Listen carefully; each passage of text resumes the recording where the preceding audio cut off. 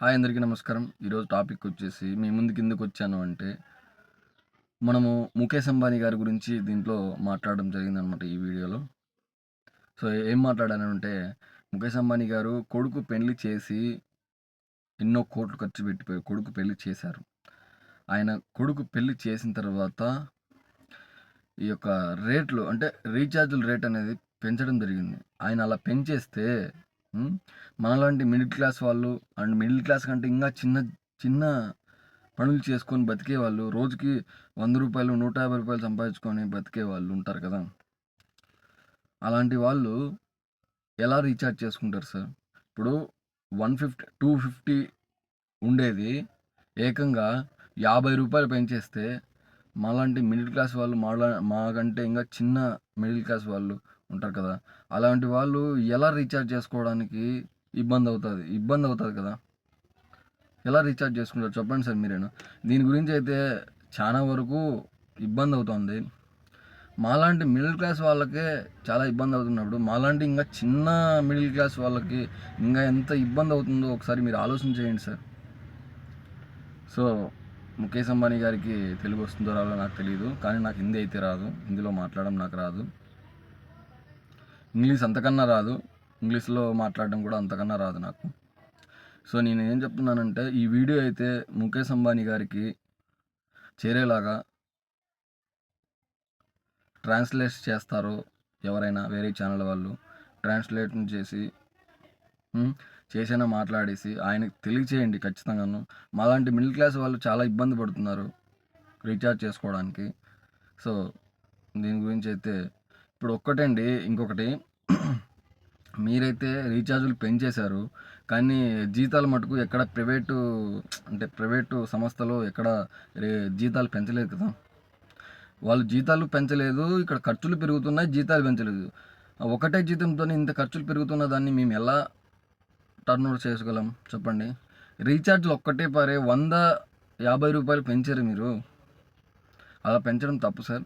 So, దయచేసి అందరికీ చెప్తున్నాను, ఈ వీడియో అయితే ఖచ్చితంగా ముఖేష్ అంబానీ గారికి చేరవేయండి ప్లీజ్.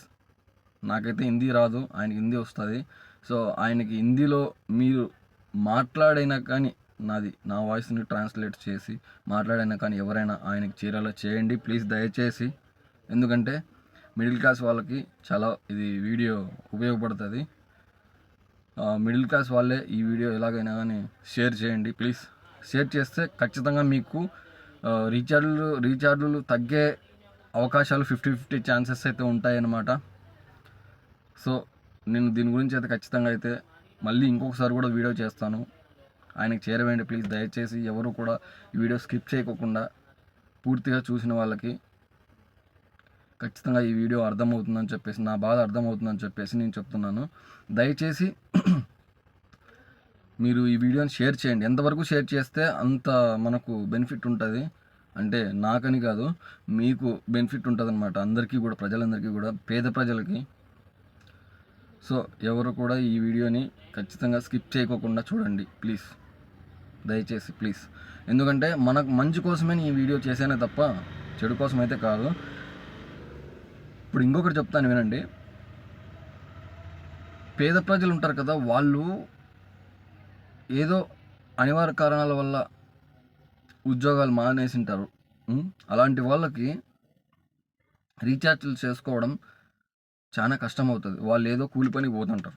కూలి పనికి పోయే వాళ్ళకి చాలా కష్టం అవుతుంది. ఒకరోజు కూలి పని ఉండొచ్చు, ఒక రోజు ఉండకపోవచ్చు. ఇంపార్టెంట్గా ఏదైనా కాల్ చేయాలి, ఇంటర్వ్యూకి అటెండ్ అవ్వడానికి కాల్ వస్తుంది అంటే చాలా ఇబ్బంది కదా సార్, చెప్పండి ప్రజలారా. సో, దయచేసి ఈ వీడియోని షేర్ చేయండి ప్లీజ్ దయచేసి. నేనైతే ఒక 5 డేస్కి ఒక 20K వ్యూస్ రావచ్చు అనుకుంటున్నాను నేనైతేను. సో, దయచేసి ఈ వీడియోని షేర్ చేయండి ప్లీజ్. తగ్గించమని రీఛార్జ్లు తగ్గించమని నేను ఈ వీడియో చేశాను అనమాట. తగ్గిస్తారు అని చెప్పేసి నేను ఆ దేవుణ్ణి కూడా కోరుకుంటాను తగ్గించాలని చెప్పేసి. సో, ముఖేష్ అంబానీ గారు కూడా నేను కోరుకుంటున్నాను, దయచేసి మునుపటి రేట్లకే ఇవ్వడానికి మేము ఇవ్వండి అని చెప్పేసి మేము అడుగుతున్నాము రీఛార్జ్లు. ప్లీజ్ అండి, ఈ వీడియోని షేర్ చేయండి. ఓకే, సబ్స్క్రైబ్ చేసుకోండి, లైక్ చేయండి, షేర్ చేయండి ప్లీజ్.